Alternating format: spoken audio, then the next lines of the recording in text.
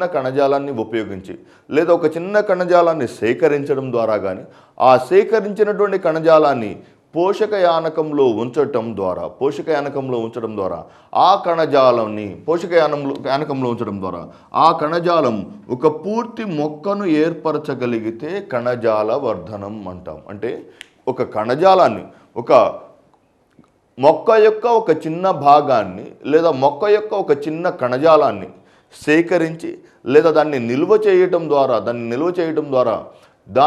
దానికి పోషక యానకాన్ని అందించి ఆ మొక్కను పెంచే ఆ కణజాలం నుంచి మొక్కను పెంచే విధానాన్ని కణజాల వర్ధనం అంటారు. దీన్ని మొట్టమొదటిసారిగా కనుగొన్న శాస్త్రవేత్త హ్యాబర్లాండ్ కనుక ఇతన్ని కణజాల వర్ధన పితామహుడు లేదా ఫాదర్ ఆఫ్ టిష్యూ కల్చర్ అంటారు. అయితే ఈ హ్యాబర్లాండ్ ఒక చిన్న కణజాలాన్ని తీసుకున్నాడు. కణజాలాన్ని తీసుకొని దానికి సాధారణమైనటువంటి యానకాలను అందించడం లేదా పోషక యానకాలను అందించడం ద్వారా దానిలోని పెరుగుదలను గమనించను. అయితే ఈ హ్యాబర్లాండ్ మాత్రం పోషక యానకాన్ని తయారు చేయలేకపోయాడు. కృత్రిమంగా పోషక యానకాన్ని హ్యాబర్లాండ్ మొట్టమొదటిసారిగా తయారు చేయలేదు. పోషక యానకం అంటే ఆహార పదార్థాలు, లవణాలు మరియు నీరు వంటి ఆహార పదార్థాలను కలిగినటువంటి మీడియం లేదా యానకాన్ని అందించడాన్ని పోషక యానకం. ఈ పోషక యానకాన్ని తయారు చేయలేకపోయాడు ఎవరు? హ్యాబర్లాండ్ అనే శాస్త్రవేత్త. అయితే హ్యాబర్లాండ్ అనే శాస్త్రవేత్త కనుగొన్నటువంటి కణజాల వర్ధనాన్ని ముందుకు తీసుకువెళ్ళిన శాస్త్రవేత్తలు స్కూక్ మరియు మురాషుగే.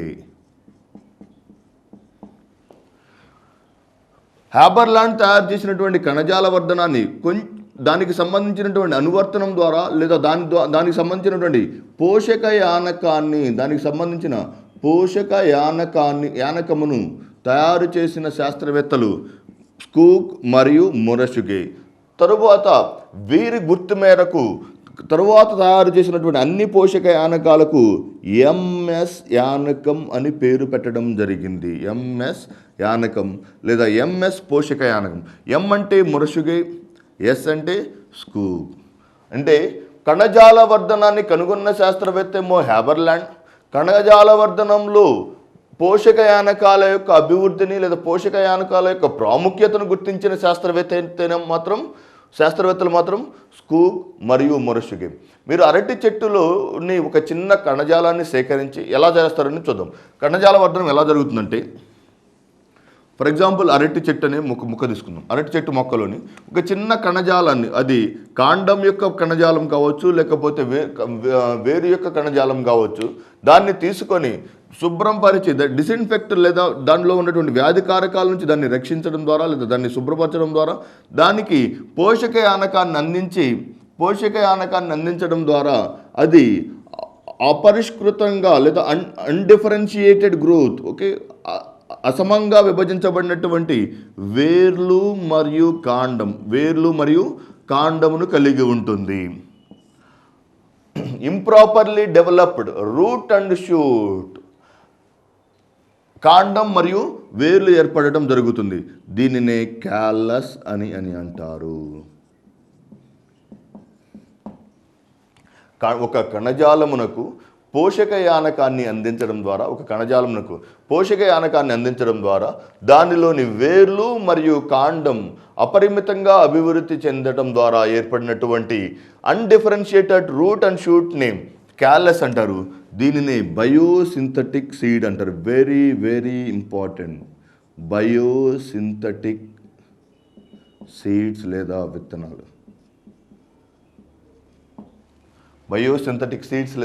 విత్తనాలు. అంటే క్యాలస్ ద్వారా ఏర్పడినటువంటి క్యాలస్ను అనేక ముక్కలుగా విభజించడం ద్వారా, క్యాలస్ను ఈ చిన్న ముక్కను తీసుకొని హరిత గృహ ప్రభావం గల ఛాంబర్లో ఉంచడం ద్వారా ఒక కొత్త మొక్కను, ఈ భాగంలోని ఒక మొక్కను తీయటం ద్వారా ఇంకొక మొక్కను, అంటే క్యాలస్లోని ప్రతి ఒక్క భాగం ఒక విత్తనంగా పనిచేస్తుంది. క్యాలస్లోని ప్రతి ఒక్క భాగం ఒక విత్తనంగా పనిచేస్తుంది కనుక క్యాలస్ అనే భాగాన్ని బయోసింథటిక్ సీడ్స్ లేదా బయోసింథటిక్ విత్తనాలు అని అంటారు. చూడండి, ఒక కణజాలానికి పోషకయానకాన్ని అందించడం ద్వారా అపరిమితంగా పెరిగినటువంటి కాండం మరియు వేర్లు కనిపిస్తాయి. దీనిని క్యాలస్ అని అంటారు. ఈ క్యాలస్లోని ప్రతి భాగాన్ని మనం బయోసింథటిక్ విత్తనంగా ఉపయోగించవచ్చు. దాన్ని డైరెక్ట్గా తీసుకువెళ్ళి లేదా ఒక హరిత గృహ ప్రభావం కలిగినటువంటి గ్రీన్ హౌస్ ఛాంబర్లో ఉంచడం ద్వారా దానిలోని కణజాలం పెరుగుదలను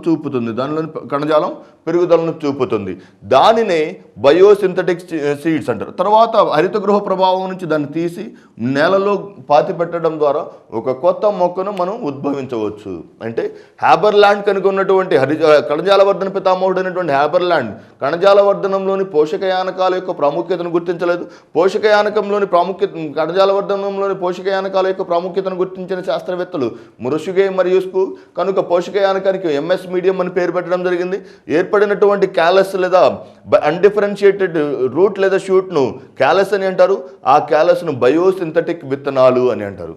వీటిలోని అనువర్తనాలు మనం గమనించి చూస్తే అప్లికేషన్స్ లేదా అనువర్తనాలు, కణజాల వర్ధనంలో మనకి ప్రధానంగా కనిపించే అనువర్తనాలు లేదా అప్లికేషన్స్లో మొట్టమొదటి అనువర్తనం లేదా అప్లికేషన్స్, ఫర్ ఎగ్జాంపుల్ విత్తనాలు ఏర్పడని వృక్షాలు కొన్ని ఉంటాయి. కొన్ని వృక్షాల్లో విత్తనాలు ఏర్పడవు. ఫర్ ఎగ్జాంపుల్ మీరు పైనాపిల్ చూసినా, లేకపోతే అరటి చూసినా, చెరకు వంటి మొక్కలలో విత్తనాలు ఏర్పడడం కనిపించదు. అంటే విత్తనాలు లేనటువంటి మొక్కలలోని కణజాలాన్ని సేకరించడం ద్వారా, విత్తనాలు ఉద్భవించని మొక్కల్లోని కణజాలాన్ని సేకరించడం ద్వారా మనం కణజాల వర్ధనాన్ని తయారు చేయవచ్చు, లేదా కణజాల వర్ధనం ద్వారా కొత్త మొక్కలను తయారు చేయవచ్చు. నెక్స్ట్, వ్యాధులను తట్టుకునే నూతన వంగడాలను తయారు చేయవచ్చు కణజాల వర్ధనం ద్వారా. అంటే ఒక ప్రాంతంలో ఉన్నటువంటి వ్యాధి, ఫర్ ఎగ్జాంపుల్ చెరకులో ఉన్నటువంటి కొల్లెటోట్రైకమ్ ఫాల్కాటమ్ అనే శిలీంధ్రాన్ని నుంచి కాపాడటానికి కానీ ఏదైనా ఒక వృక్షాన్ని కాపాడటానికి వ్యాధులను తట్టుకునే కొత్త వంగడాలను తయారు చేయవచ్చు. వ్యాధులను తట్టుకునే నూతన వంగడాలను తయారు చేసే సాంకేతిక పరిజ్ఞానం దీనిలో కనిపిస్తుంది. మూడవది విత్తనాలు మరియు వ్యాధులను తట్టుకునేది మరియు కొత్త హైబ్రిడ్ విత్తనాలు, హైబ్రిడ్ లేదా సంకర వర్గాలు, సంకర వృక్షాలు లేదా సంకర మొక్కలను నూతన ప్రాంతంలో సైతం, ఫర్ ఎగ్జాంపుల్ ఏదైనా ఒక మొక్క ఒక ప్రాంతంలోనే నిర్దిష్టంగా పెరుగుతుంది అనుకున్నాం. ఆ నిర్దిష్టంగా పెరగగలిగే మొక్కను ఏ నూతన ప్రాంతంలోనైనా పెంచడానికి, ఫర్ ఎగ్జాంపుల్ మీరు చూస్తే మామిడికి సంబంధించినటువంటి కొన్ని రకాలైనటువంటి జాతులు కొన్ని ప్రాంతాల్లో మాత్రమే పెరగలు. కానీ కణజాల వర్ధనం ద్వారా ఏ రకమైనటువంటి మొక్కనైనా అన్ని రకాలైనటువంటి అనుకూల వాతావరణాలు లేదా అననుకూల వాతావరణాల్లో సైతం కణజాల వర్ధనం హైబ్రిడ్ సాంకేతిక పరిజ్ఞానం ద్వారా పెంచవచ్చు. ఇది కణజాల వర్ధనం యొక్క సమాచారం. Next, కవలలు, twins.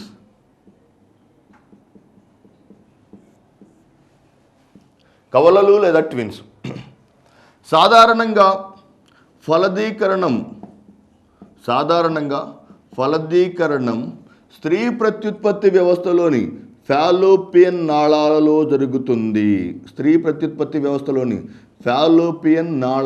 జరుగుతుంది. Very very important. ఈ క్వశ్చన్ చాలాసార్లు రిపీటెడ్గా అడగడం జరిగింది. సాధారణంగా ఫలదీకరణం అంటే గర్భాశయం కానీ లేకపోతే అండాశయం కానీ అనుకుంటారు. కానీ ఒకవైపున అండాశయం ఉంటుంది. ఆ అండాశయం నుంచి ప్రయాణించినటువంటి అండాలు ఫాలోపియన్ నాళాల్లో చేరటం జరుగుతుంది. ఒకవైపు అండాశయం, మరొక వైపు గర్భాశయం. రఫ్ డయాగ్రామ్ చూడండి. అండాశయంలో విడుదలైనటువంటి అండం అంటే ఒకే అండం విడుదలవుతుంది. స్త్రీలో ఒక ఋతుక్రమానికి ఒక అండం మాత్రమే విడుదలవుతుంది. విడుదలైనటువంటి అండం 28 రోజుల్లో స్త్రీ యొక్క ప్రత్యుత్పత్తి వ్యవస్థలో ఒక అండం మాత్రమే విడుదలవుతుంది. విడుదలైనటువంటి అండం ఫాలోపియన్ నాళాలు, దీన్ని ఫాలోపియన్ నాళం అనవచ్చు. ఫాలోపియన్ నాళంలో శుక్రకణంతో ఫలదీకరణం చెందుతుంది. శుక్రకణంతో ఫలదీకరణం చెంది జైగోట్ లాగా అభివృద్ధి చెంది గర్భాశయంలోకి చేరుతుంది. గర్భాశయానికి చేరి అక్కడ పిండ స్థాపన అనే ప్రక్రియను చూపుతుంది. Very very important. అంటే సాధారణంగా ఫలదీకరణం ఫాలోపియన్ నాళాలలో జరుగుతుంది. ఫాలోపియన్ నాళాలలో జరిగినటువంటి ఫలదీకరణం చెందిన తర్వాత జైగోట్ గర్భాశయమునికి చేరి ఫలదీకరణం అభివృద్ధి చెంది. సాధారణంగా కవలలను 2 రకాలైనటువంటి కవలలుగా చెప్పుకోవచ్చు. ఒకటి సమరూప కవలలు మరియు విషమరూప కవలలు.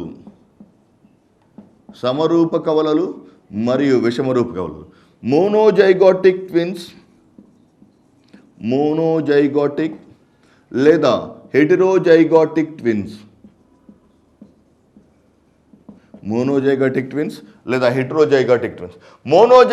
ట్విన్స్ అంటే మనం ఇంతకుముందు చెప్పుకున్నట్లు స్త్రీ యొక్క ఒక ఋతుక్రమానికి ఒక్క అండం మాత్రమే విడుదలవుతుంది. స్త్రీ యొక్క ఋతుక్రమానికి ఒక్క అండం మాత్రమే విడుదలవుతుంది. అయితే పురుషునిలో ఒక ఎజాక్యులేషన్కి లేదా ఒక విడుదలకు మిలియన్ల సంఖ్యలో శుక్రకణాలు విడుదలవుతాయి. అయితే ఒక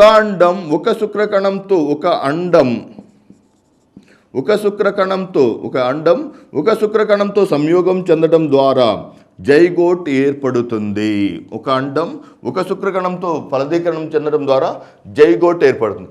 ఈ ఏర్పడినటువంటి జైగోట్ 2గా విభజన చెందటం ద్వారా జైగోట్ నుంచి ఒక శిశువే రావాలి. వాస్తవానికి జైగోట్ నుంచి ఒక శిశువే రావాలి. కానీ జైగోట్ నుంచి 2 శిశువులు ఏర్పడే విధానాన్ని సమరూప కవలలు అని అంటారు. అంటే స్త్రీ యొక్క ఋతుక్రమంలో విడుదలైనటువంటి ఒక అండం ఫలదీకరణం ద్వారా మరొక శుక్రకణంతో సంయోగం చెంది శుక్రకణంతో సంయోగం చెంది ఒక జైగోట్ ఏర్పడుతుంది. ఏర్పడిన జైగోట్ అవిచ్ఛిన్నంగా లేదా 2గా ఏర్పడటాన్ని లేదా 2గా విభజించబడటాన్ని లేదా 2గా వేరుపడటాన్ని మోనోజైగోటిక్ ట్విన్స్ లేదా సమరూప కవలలు అని అంటారు. కానీ ఇక్కడ విషమరూప కవలల్లో పూర్తి విరుద్ధంగా ఉంటుంది. మనం ఆల్రెడీ చెప్పుకున్నాం, స్త్రీ యొక్క ఋతుక్రమంలో ఒకే ఒక అండం విడుదలవుతుందని. కానీ 1 కన్నా ఎక్కువ అండాలు విడుదలైతే కొన్నిసార్లు ఒక్కొక్క ఋతుక్రమంలో 1 కన్నా ఎక్కువ అండాలు విడుదలవుతాయి. స్త్రీ విషమరూప కవలల్లో 1 కన్నా ఎక్కువ అండాలు విడుదలవుతాయి. ఈ అధికంగా విడుదలైనటువంటి ప్రతి ఒక్క అండం ఫలదీకరణం చెందడం ద్వారా విషమరూప కవలలు ఏర్పడతారు. ఒక అండం ఒక శుక్రకణంతో సంయోగం చెందడం ద్వారా ఏర్పడిన జైగోట్ 2గా విచ్ఛిన్నం చెందితే వారిని సమరూప కవలలని, 1 కన్నా ఎక్కువగా విడుదలైన అండాలు అన్నీ సంయోగం చెందడం ద్వారా అధిక సంఖ్యలో పిల్లలు లేదా కవలలు ఏర్పడటాన్ని విషమరూప కవలలు అని అంటారు. ఈ విషమరూప కవలలు లేదా మోనోజైగోటిక్ ట్విన్స్లో సాధారణంగా మనకేం కనిపిస్తుందంటే హెటెరోజైగోటిక్ ట్విన్స్లో వీరు సాధారణంగా అనేక అండాల నుంచి ఏర్పడతారు. ఇక్కడ సమరూప కవలల్లో ఒకే అండం నుంచి ఏర్పడతారు. వెరీ వెరీ ఇంపార్టెంట్, జాగ్రత్తగా. సమరూప కవలలు ఒకే అండం ఒక శుక్రకణం ఫలదీకరణం చెందడం ద్వారా ఏర్పడతారు. విషమరూప కవలలు అనేక అండాలు అనేక శుక్రకణాలతో సంయోగం చెందడం ద్వారా ఏర్పడతారు. Next coming to very very important, సమరూప కవలలు ఒకే అండం నుంచి ఏర్పడటం వలన వీరు ఒకే అండం నుంచి వస్తారు కాబట్టి ఒకే రకమైనటువంటి భౌతిక లక్షణాలను కలిగి ఉంటారు. భౌతిక లక్షణాలను కలిగి ఉంటారు. జాగ్రత్త, భౌతిక లక్షణాలు ఉంటాయి కాబట్టి వాళ్ళని ఏమని చెప్పుకున్నాము? సమరూప. రూపపరంగా ఒకే రకంగా ఉంటారు, రూపంగా ఒకే రకంగా ఉంటారు కాబట్టి వాళ్ళని ఏమంటారు? ఒక అండం నుంచి వచ్చారు కాబట్టి వాళ్ళు ఒకే రకంగా ఉంటారు. భౌతిక ఫిజికల్ ఫీచర్స్గా వాళ్ళని ఇద్దరు కవలలను ఒకే రకంగా ఒక్కసారి నువ్వు చూసినప్పుడు వాళ్ళని విరుద్ధమైన కవలలను విరుద్ధమైనటువంటి వ్యక్తులను నువ్వు గుర్తించలేవు. వాళ్ళు ఒకే రకానికి చెందిన మనుషులు.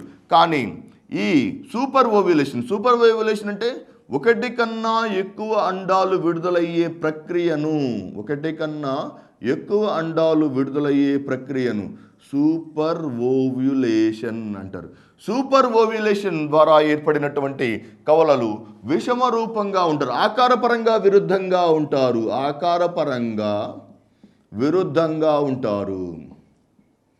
ఆకారపరంగా ఒకే రకంగా ఉంటేనేమో సమరూప కవలు, ఆకారపరంగా విరుద్ధంగా ఉంటే విషమరూప కవలు.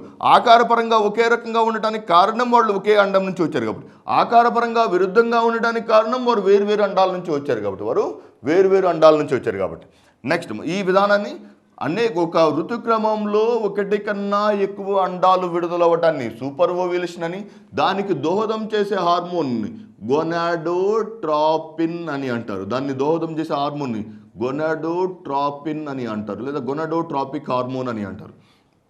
మీరు గమనిస్తే ఒక గేదెల్లో ఒకటి కన్నా ఎక్కువ అండాలను విడుదల చేయడానికి గొనాడోట్రోపిన్ అనే హార్మోన్ ఇవ్వటం ద్వారా ఆ ముఖ ఋతుక్రమంలో ఆడగేదె నుంచి అధిక అండాలను విడుదల చేయడం జరుగుతుంది. ఆ విధానాన్ని సూపర్ ఓవ్యులేషన్ అంటారు. అలా అధికంగా విడుదలైనటువంటి అండాలు అన్నీ సంయోగం చెందుతాయి.